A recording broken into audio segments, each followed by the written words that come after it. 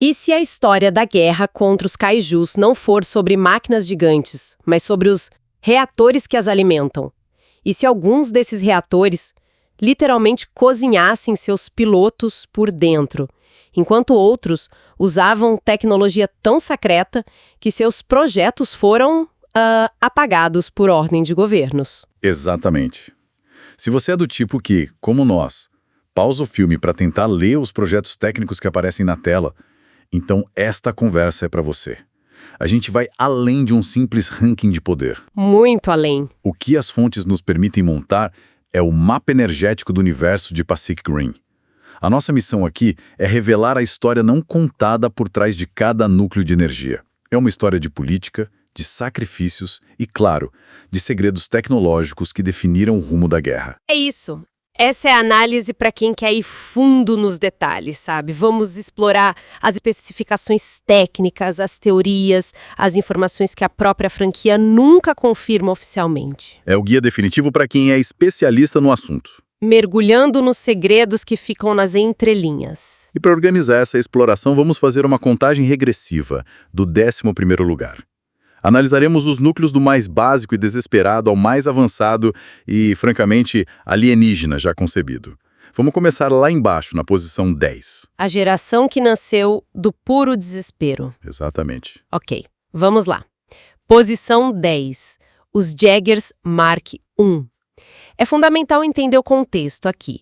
Brawler, Yukon, Romeo Blue, Horizon Brave, eles não eram vistos como maravilhas tecnológicas. Eram, na verdade, martelos gigantescos. Soluções brutas. Soluções brutas para uma crise existencial. Cidades inteiras caindo e a prioridade do governo não era exatamente salvar vidas. E o que é fascinante, de uma forma bem sombria, é a tecnologia por trás deles. As fontes que a gente tem descrevem os reatores como núcleos atômicos primários. O que isso quer dizer na prática? Na prática, eram reatores de fissão nuclear terrivelmente instáveis, tóxicos e ineficientes. Imagina pegar um submarino nuclear dos anos 60 e tentar fazer ele correr um sprint. O problema é que toda essa energia bruta vazava. E o custo humano disso era absurdo. A radiação era tão intensa que os pilotos simplesmente colapsavam depois de umas 3 ou 4 missões. Mas o que mais me choca é que isso não era visto como uma falha. Era? Não, e esse é o ponto crucial. Era uma característica aceita. A verdade secreta dessa geração é que a prioridade não era a segurança do piloto. Isso significa, o programa Jaeger, o símbolo da esperança, começou com uma mentira. Celebravam-se heróis em público enquanto se assinava a sentença de morte deles em particular. Esses Jaegers lendários. Foram construídos sobre sacrifícios de centenas de pilotos anônimos. Exatamente. Vidas consideradas descartáveis. É pesado pensar nisso. E essa filosofia de o piloto é só mais uma peça nos leva a um dos Jaegers mais brutais já feitos. Posição 9, a Fortaleza Soviética. Cherno Alpha. Ah, o Cherno Alpha. Eu sempre achei essa máquina fascinante. Parece um trator nuclear com pernas, né? Enquanto os outros buscavam agilidade, os soviéticos dobraram a aposta na força bruta. Porque a doutrina deles era outra. Não era para dançar com o kaiju. Era para ser um muro de Berlim ambulante. Uma fortaleza que pudesse aguentar qualquer punição. E ele usava um reator Magnum também, certo? Sim, mas modificado e reforçado ao limite. A questão era, como fazer os pilotos sobreviverem dentro de um reator nuclear ambulante? E é aí que entra o detalhe que quase ninguém percebe. O segredo da resistência dele não estava só na blindagem. Exato. O segredo estava no sistema de suporte de vida. A fonte revela um sistema experimental de filtragem de sangue. O sangue dos pilotos literalmente circulava por tubos externos visíveis no cockpit. Espera, como assim? Era purificado da radiação em tempo real e depois retornava ao corpo. Era, na prática... Uma diálise de guerra? Que loucura! É genial e absolutamente aterrorizante. E qual era o efeito disso nos pilotos a longo prazo? Eles saíam andando normalmente depois de uma missão? Dificilmente. A consequência humana era visível. As fontes descrevem os pilotos como dopados, drenados, como se fossem parte orgânica do próprio motor. O Chernoff era um monstro com um coração radioativo sustentado por tubos, aço e pura força de vontade. Uma solução brutal, mas que funcionava. E foi a partir daí que a corrida tecnológica começou a mudar de foco, né? Sim, e isso nos leva à posição 8. Coyote Tango e Tacit Ronin. Aqui a gente viu uma mudança de paradigma. Japão e Estados Unidos olharam para a força bruta dos Mark I e pensaram: a gente pode fazer melhor. A busca agora era por eficiência. Reatores menores, mais potentes, Jaggers mais ágeis. Exato. No papel, era uma evolução brilhante. Foco no Coyote Tango. O núcleo dele era projetado para alimentar sistemas de ataque contínuo, tipo os canhões balísticos, sem superaquecer. Parecia perfeito, certo? Parecia. Na prática, foi uma sentença de morte radioativa. A fonte é muito clara sobre isso. O vazamento de radiação do reator matou 3 pilotos e condenou o quarto, Stacker Painter Scott, a uma vida de enfermidade. A ambição cobrou um preço altíssimo. Nossa, e isso foi um caso isolado do Coyote Tango ou era uma tendência dessa nova geração? Era o padrão oculto se formando. O Tacit Ronin seguiu uma linha parecida. Incrivelmente ágil, mortal, mas consumia seus pilotos por dentro. Se a gente conecta os pontos, percebe que quanto mais poderoso e compacto o núcleo, mais frágil se tornava o corpo humano. Os Jaggers, que deveriam ser a salvação, estavam se tornando maldições para seus próprios pilotos. Era um pacto com o diabo. Poder em troca de anos de vida. Ok, então a gente viu que essa busca cega por poder estava literalmente matando os pilotos. Em algum momento, alguém percebeu que isso era um beco sem saída? Houve, e ela tem um nome. Posição 7. Gypsy Danger. É aqui que a história começa a virar. Mas o que é interessante é que o Gypsy que a gente conhece não é o original. Ele começou exatamente na mesma linha perigosa do Coyote Tango. Peraí, então o grande herói da Primeira Guerra era originalmente tão problemático quanto os outros? Exatamente. Radioativo, instável, uma ameaça para os próprios pilotos. A inovação crucial veio durante os longos anos de reparos no Alasca, depois que ele foi quase destruído. O núcleo foi completamente redesenhado. E qual foi a grande mudança? A implementação de um sofisticado sistema de contenção de radiação e, o mais importante, um novo traje de imersão, que filtrava até 80% do dano radioativo. Não era perfeito, mas comparado ao que existia antes... Era um salto quântico em sobrevivência. Totalmente. E isso mudou tudo. Deu um novo significado simbólico para o Gypsy. Ele deixou de ser só uma máquina de guerra para se tornar o primeiro símbolo de equilíbrio entre poder e a sobrevivência do piloto. Foi a primeira vez que alguém pareceu pensar: e se os pilotos não tiverem que morrer para a gente vencer? Uma ideia que incrivelmente parecia revolucionária na época. Mas essa ideia levou um caminho bem diferente na geração seguinte. Posição 6. A geração Uprising. Ah, sim. Depois da Primeira Guerra, o cenário político mudou. Completamente. O Corpo de Defesa do Pacífico assumiu o controle total, centralizando recursos e principalmente o design.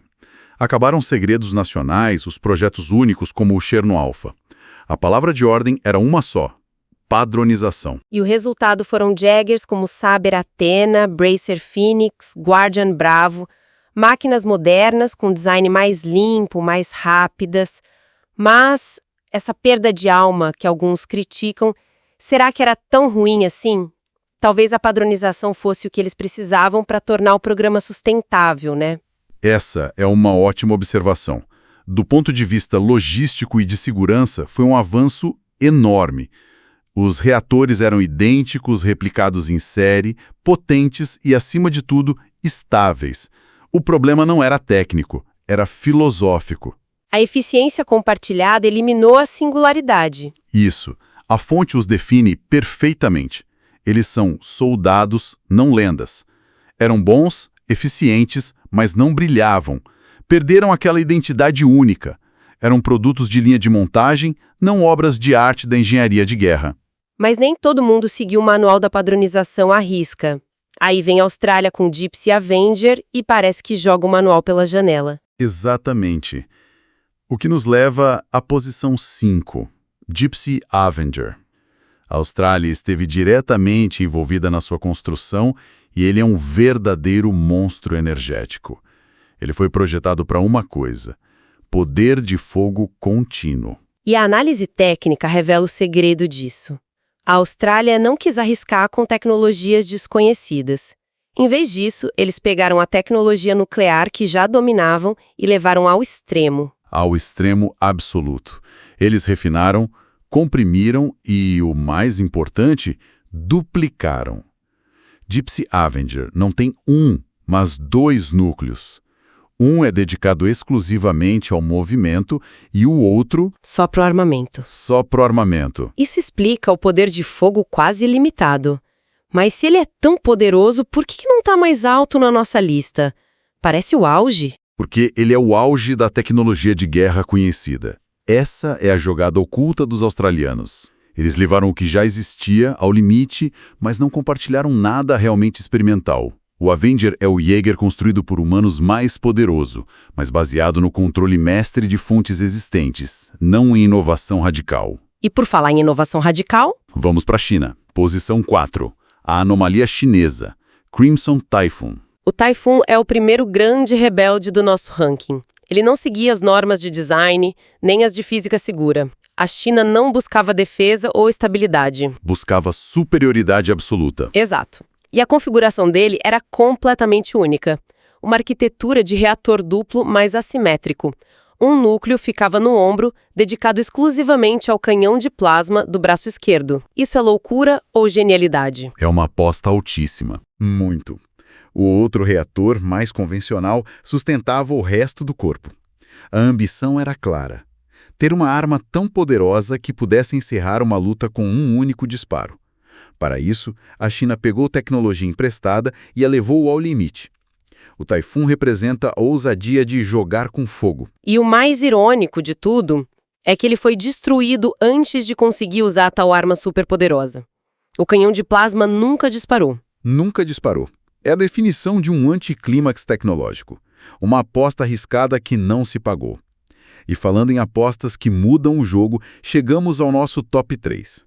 Na posição de bronze, o maior mistério da engenharia Jaeger, Striker Eureka. O Deus Jaeger. Ele não foi projetado para competir. Foi projetado para vitória absoluta.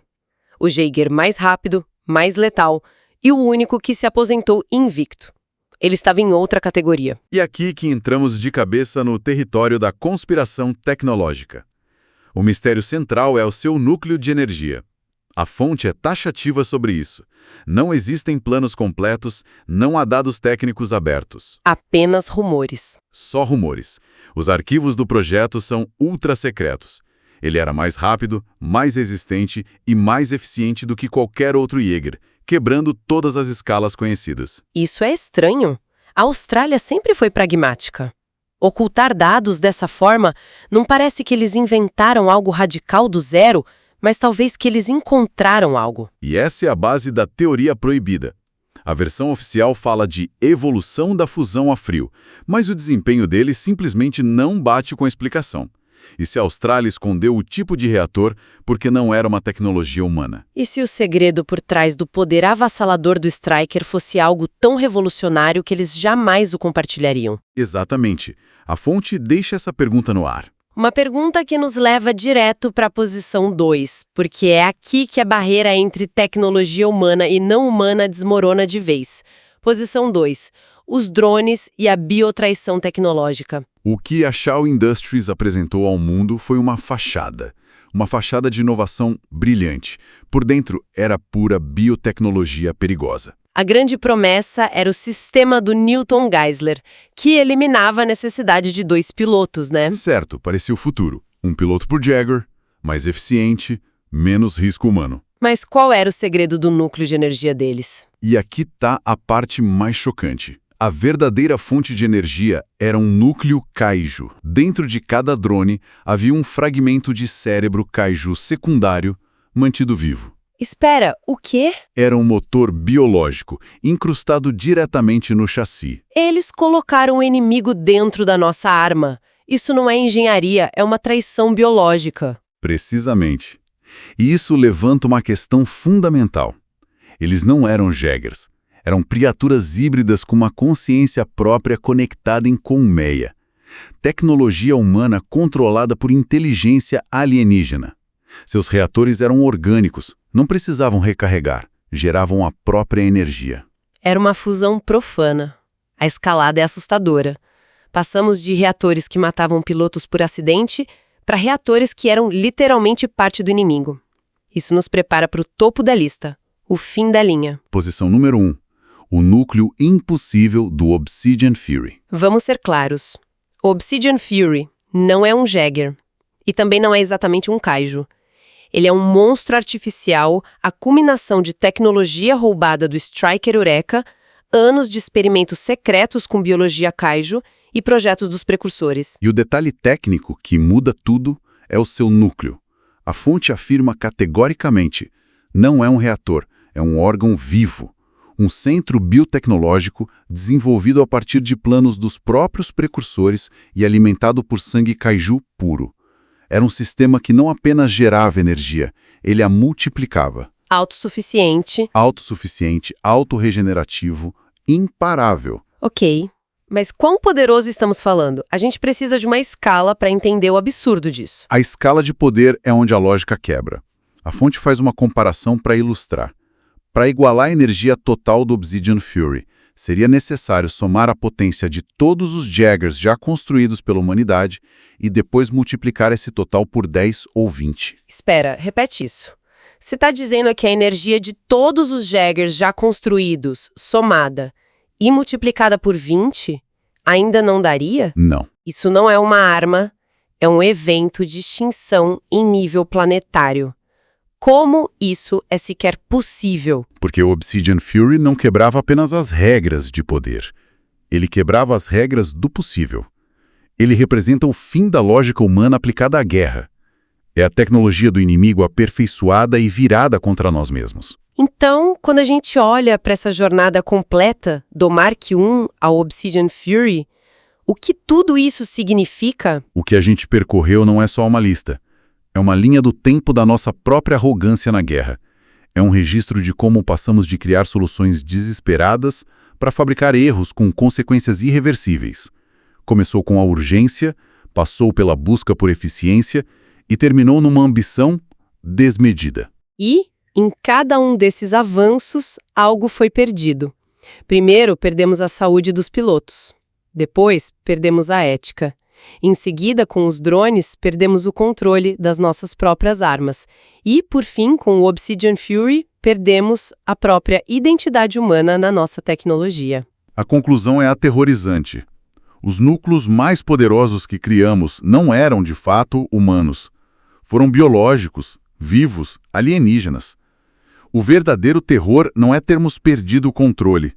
É perceber que, pouco a pouco, no esforço para combater o monstro, nós nos tornamos cada vez mais parecidos com os próprios precursores. O que nos deixa com um pensamento final para refletir. A questão que fica é, ao longo dessa corrida armamentista desesperada, em que ponto exatamente nós paramos de construir armas para nos defender e começamos, sem perceber, a entregar a alma da nossa guerra diretamente ao inimigo?